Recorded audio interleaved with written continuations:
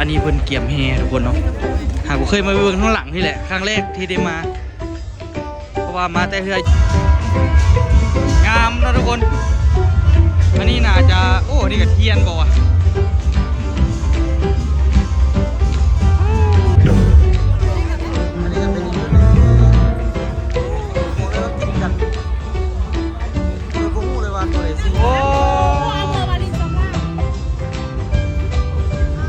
วาลีสำหรับอันนี้ที่หนึ่งเราพูดที่หนึ่งแท้บ่แต่ว่าตัวกับว่าสมควรที่ดีตอนแรงทุกคนเนาะเบิ่งมื้อนี้นี่ความรู้สึกคืออยู่กรุงเทพบ่กรุงเทพหลวงเนาะตอนนี้มีการคือว่ามาเบิ่งนะทุกคนเนาะหลายคนอยู่ได้มานำกันเนาะไปห้องที่ตามพุ่นข้างหน้าพุ่นห้องรัดเนาะครบเสร็จเลยแต่ว่ากับมานำกันหลายๆคนแบบวันนี้กำลังเดินทางไปนะทุกคนเพื่อสิไปเบิ่งเงินให้เทียนประสาทในช่วงยามกลางคืนทุกคนเนาะหลายท่านหลายคนก็กำลังเดินทางมาถือว่าเติมนึงอยู่แหละ ตอนนี้ใช่ค่อนข้างว่า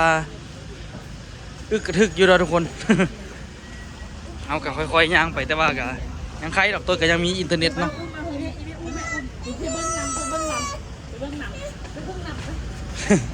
เมื่อแต่บอกอ่อนทุกคนเลยพี่ตามอย่างกันจนไปแล้วเนาะก็รถกระเจ้ากาค่อนข้างว่าสะดวกสบายอยู่ที่แล้วเนาะเพราะว่าเขาจะอำนวยความสะดวกให้ได้ดี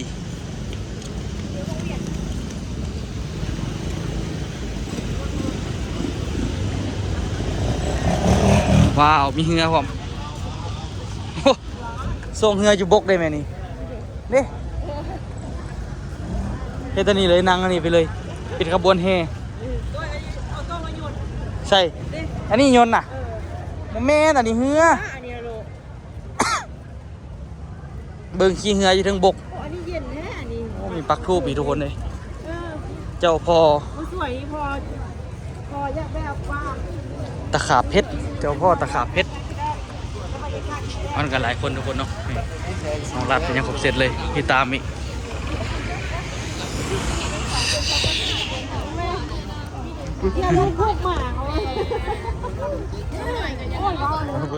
อันนี้เพิ่นเกี่ยมแฮทุกคนเนาะหากผมเคยมาเบิ่งข้างหลังนี่แหละครั้งแรกที่ได้มาเพราะว่ามาแต่เฮืออยู่ข้างหน้าพูน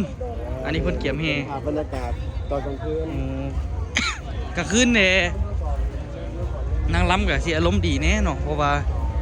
มันบ่ฮ้อนเลยเนาะนางล้ำคือสิยิ้มดีนำเนาะ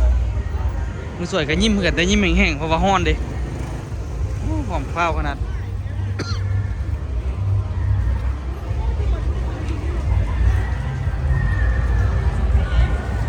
ยางไปเมืองทางเทียมก่อน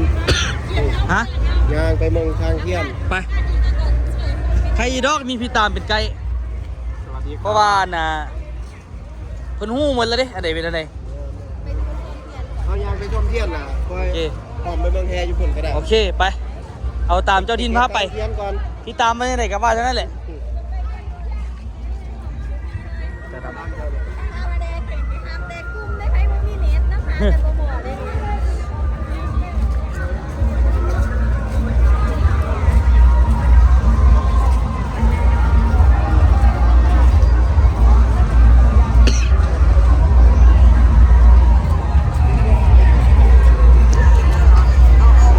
พี่ตามผู้ส่งเป็นนางล้ำป่ะมาได้ตัวนี้เสือโหดลูกฮะปีหน้าดิ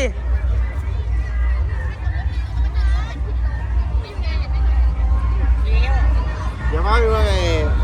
เห็นว่าฮะเขาเล่นไอ้ของเงาเป็นยังเกาะตีกองเงากองเงาโอ้เบิ่งอันนี้เกี่ยมไปแล้วนี่เดี๋ยวแต่ละจุดเพิ่นก็แบบว่าโอ้สิเอาผ้าแบบปิดไว้เนาะสิแห่ล่ะเขาเจ้าก็สิเปิดเลยเบิ่งเราทีมงานนี่อัศจรรย์จะเต็มแล้วเนาะผู้ใดจองได้ก็จองไปเนาะ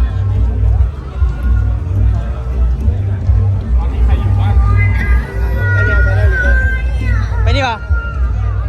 เอาพี่ตามนำทาง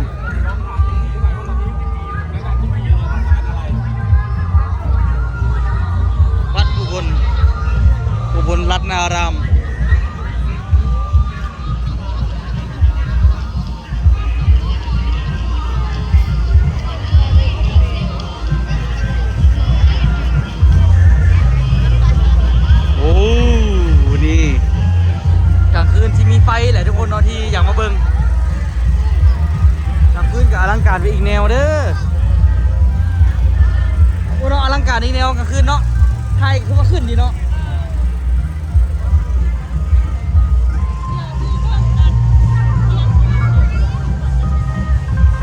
อันนี้แม่นเพิ่นเกี่ยมทุกคนเตรียมเหมือนเฮเนาะขั้นตอนเตรียมเฮคือสามารถเห็นทุกขบวนเลยเนาะสะดวกโอ้ยแจ่มมากโอ้คักอีหลีขั้นตอนนี้แต่ว่าสีได้รูปสีได้อย่างมันก็สะดวกเนาะ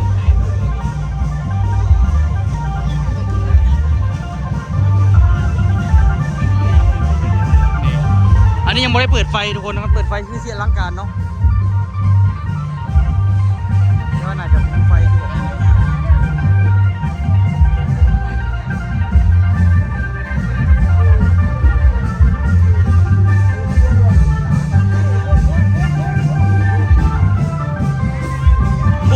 ของแท้ขั้นตอนเกี่ยมเทียนเนาะเกี่ยมที่ออกขบวนตอนนี้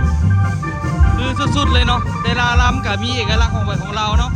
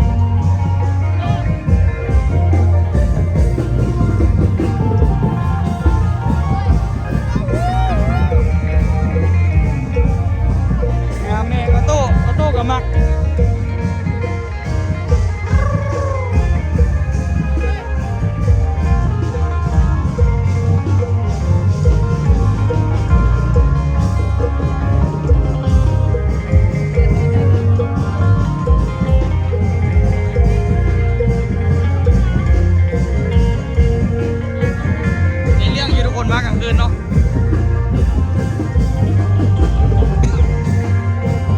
เอาพี่ตามดิ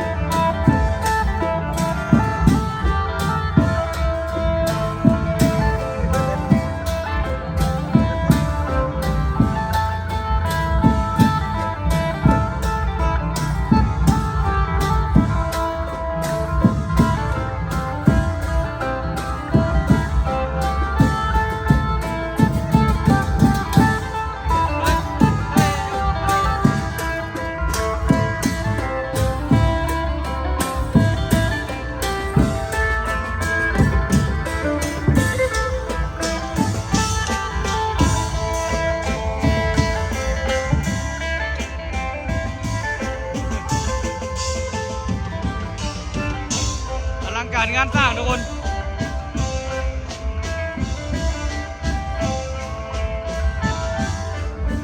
อันนี้บรรยากาศตอนกลางคืนเนาะ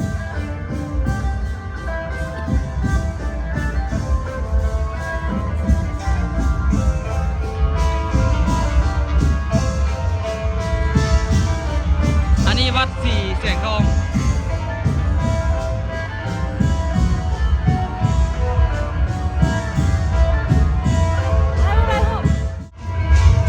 งามนะทุกคนอันนี้น่าจะโอ้นี่กับเทียนบอกว่า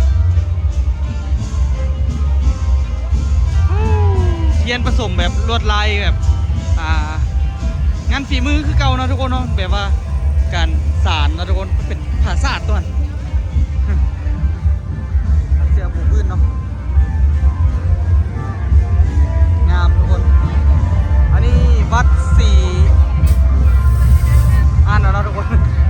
วัดสีพายุ ไก่แห้งตัวนี้มาจากสุราษฎร์ได้เลย นี่นะ แมนที่แมนมาจากภาคใต้เลย สุราษฎร์ธานีเหรอ แมนไม่ได้ที่แห่เทียนอยู่บนกับตรงไปกันนี่ ป๊าดโถ่ เดินได้มาไกลเดินทางมาไกล คนควันก็ได้อีกเอาแล้วเพื่อนทักษะมาได้ไงวะ ขึ้น ฮะ เทนเลอร์มาเลย เทรลเลอร์เลย แมนมาลากมาเลยเป็นไฮไลท์ด้วยแหละเนี่ยเดินทางมาไกล อำเภอท่าสนะจังหวัดสุราษฎร์ธานีฮะไป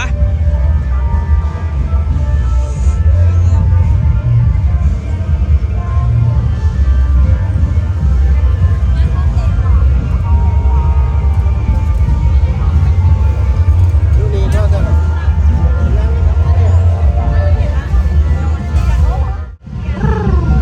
าแล้วนี่กับข้าคือกันเนาะมาบอลพี่บาโบเฮมันจึงบริเบียดกับคนหลายประเด็นเอาอันนี้บนขั้นตอนเกี่ยมดิกดคักแน่นึงโอ้อลังดิวิดตรงนั้นอันนี้นี่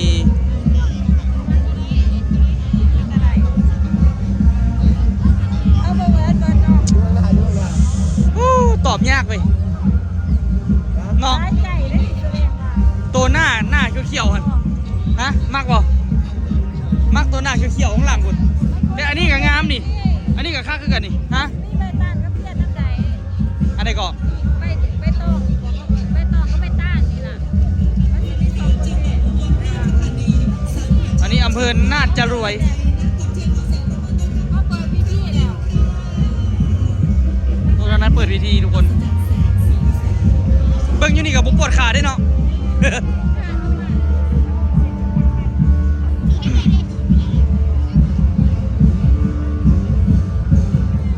เคยไล่แม่นี่แม่ไปเสียอีกแล้วโมยางนำขบวนเลยไปตู้นั่นก็ได้นี่ก็อลังคือกันตอบบ่ได้เลยว่าเอาไหนที่ชนะไม่สุกเด้อันนี้ผู้จักทีหนึ่งจักแม่ไปเลยหูกูเบื้องหน้าเบื้องหลังด้วย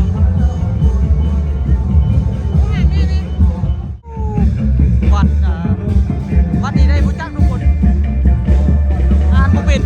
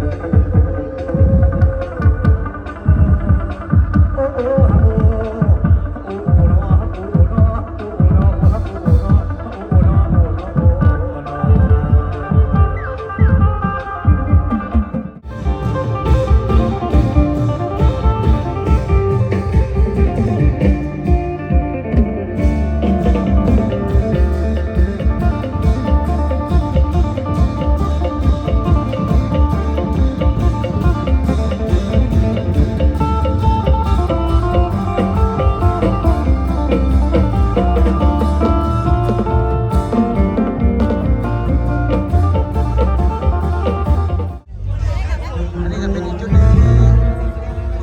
บอกเลยว่ากินกันโดยบ่ฮู้เลยว่าตัวไหนสิชนะเลยนะนี่แท้ก็อู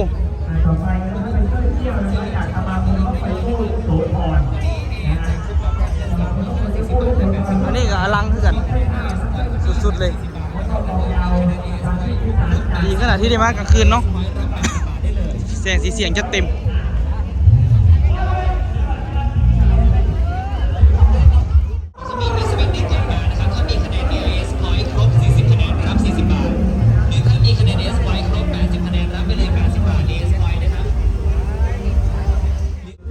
แจ่มขนาด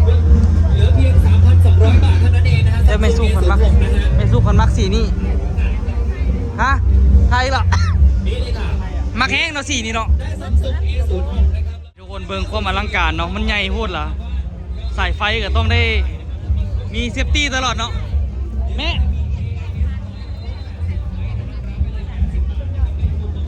อันนี้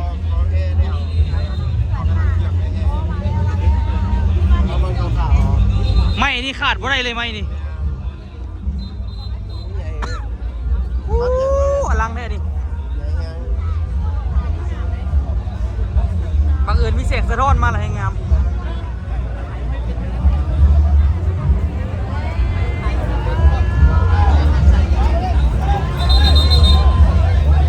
เด็กกระเสี่ยวเนาะสั้นงึกอยู่พี่ตาม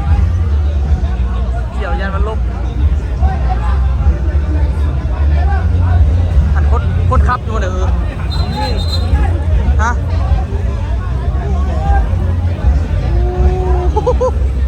จากล้านนี่พี่ตามวัดชัยมงคลอันนี้แหละเมซุกสิมักนี่เมซุกขันมักสีนี่เมซุกนะปีนี้เป็นแมนเป็นเทียมนี่ก็ว่ามากงามเลยมันงามเลยแบบนี้มันแบบว่าคนเฮ็ดอันนี้ต้องเอาสมองส่วนไหนมาคิดวะ แท้ก็ตัวสิควดลวดลายตัวสิเฮ็ดอย่างตัวอย่างพี่ไอ้ตื้มทีหนึ่งดินี่วัดใส่โอ้ไม่สู้กว่าทีหนึ่งว่าสัตว์อันนี้เอาลองมึงดูเดี๋ยวถ่ายห้องไปเพิ่นก่อนทีหนึ่งมาจักนี่ทีหนึ่งเลยพระเจ้าเบาเด้ยังไม่รู้เหมือนกันพระเจ้าเบาเด้วัดชัยมงคลได้ที่หนึ่งเรียนปะพี่ตามมีความละเอียดสีได้ซื้อใหม่แล้วบ่จักเมื่อนี้แม่เมื่อ4กองกับเพิ่นของอีเมของอีเมมันละเอียดดีอันนี้แจ่มขนาดฮะที่หนึ่งเลยนี่แม่กระสมได้อยู่ดอกคันได้ที่หนึ่งแท้น่ะที่หนึ่งซอยเอาไม่สุกว่า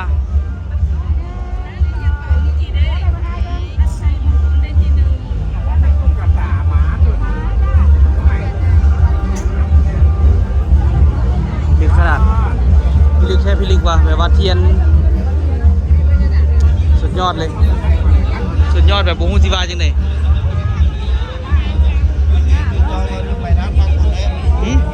เอาตามแต่ใกล้วาแล้ว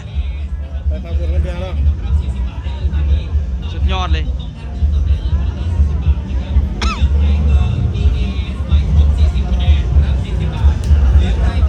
อีกนิดนึงทุกคนเลยเสียจังไหนจริงสิภาพงามๆเนาะ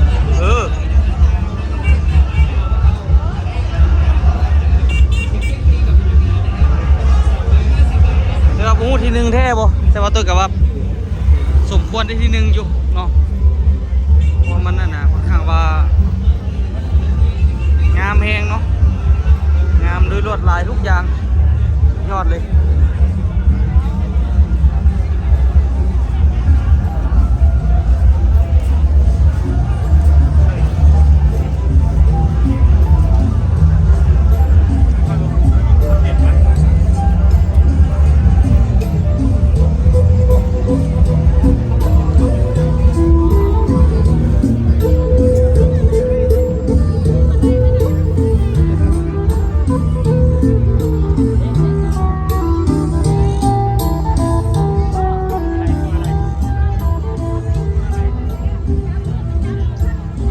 ญาณ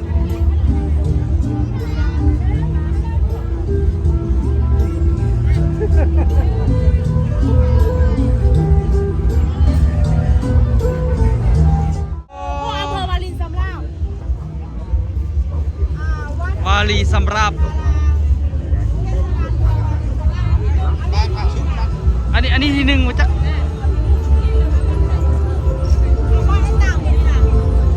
เรื่องราวพระพุทธเจ้าเสด็จจากจังหวัดของเรากัน ที่หนึ่งซะบอก ตรงตรงพระพุทธเจ้าเสด็จจาก เออ ด้วยภูเขาพระสุเมรุเป็นแก่กลาง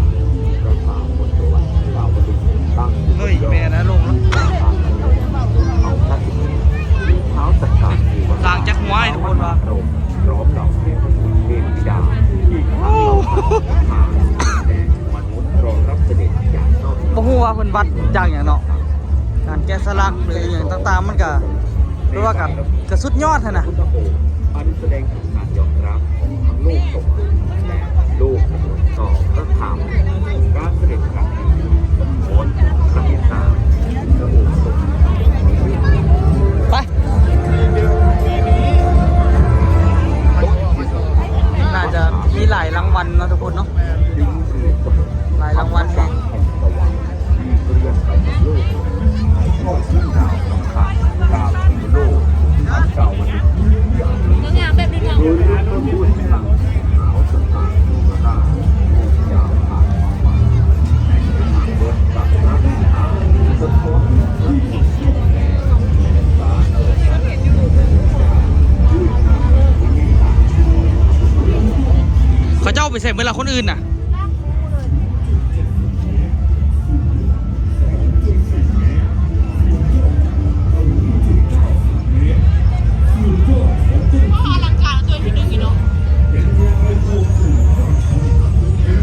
อันนี้ตอนแห่เขาก็เห็นตัวตอนแห่มันเศร้าก็เห็นอยู่เอาไหมเนาะมันจับได้ป่ะขอต่อบางหน่อยหนึ่งเลยป่ะสุดยอดเลย อันนี้เห็นอยู่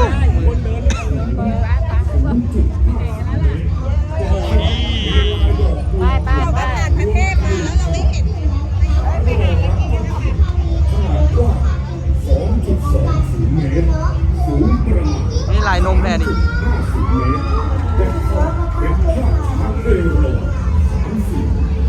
อลัง ทรงประทับบนหลังช้างซึ่งช้างเอราวัณนี้สื่อถึงความเป็นสิริมงคลความอุดมสมบูรณ์และเป็นพาหนะคู่ อันนี้มันเทียบเที่ยวเห็นผู้เศร้านี่ นี่แหละ สัญลักษณ์ จื้ออยู่ ความดีงามฐานขบวนเทียนมีความกว้าง3 เมตร ความยาว 19 เมตรรวมทั้งสิ้นยื่นออกมาสูงเทพธิดาชื่อมณีเมฆขลาเป็นผู้ดูแล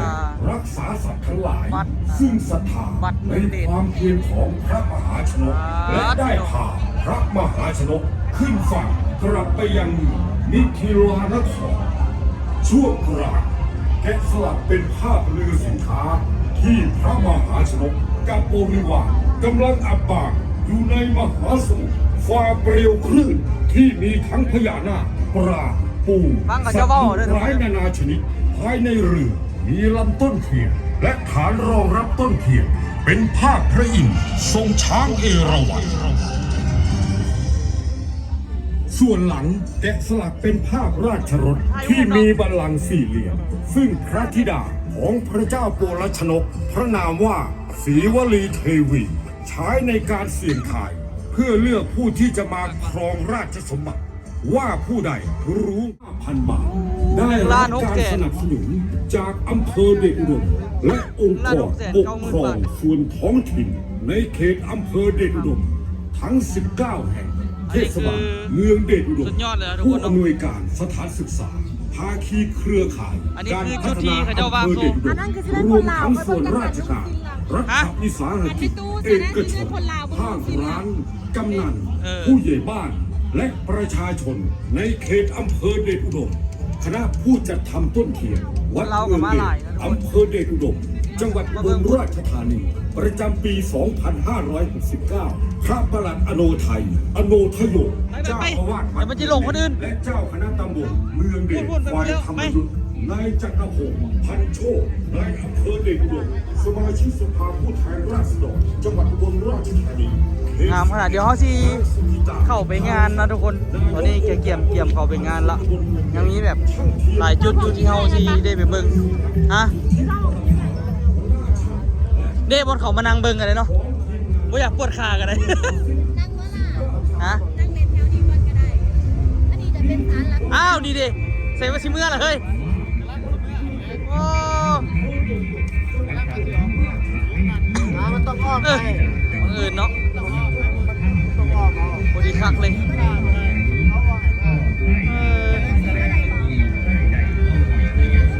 อันนี้ไปมาเรามาเจอกันเองวะเลยยังไงหรือว่านัดกันย่างมาเจอกันเองวะ อันนี้เมื่อยก่อน มานัดกันวะ เจอคนลัง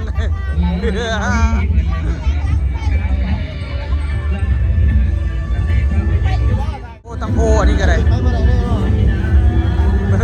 ปล่อยอ่ะนะเดี๋ยวจะเสาร์ไปหยุดมองไกลๆเดี๋ยวนะมีเสือกก็ได้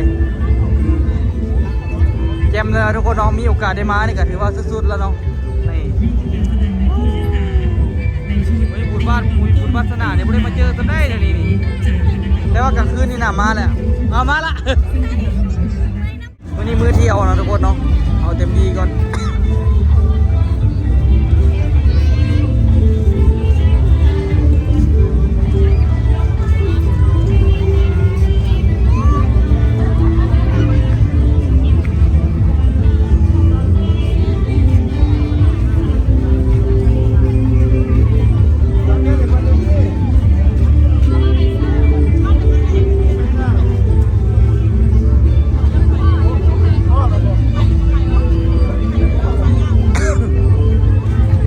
หนามันเป็นยังไงตุ๊กตาเนาะ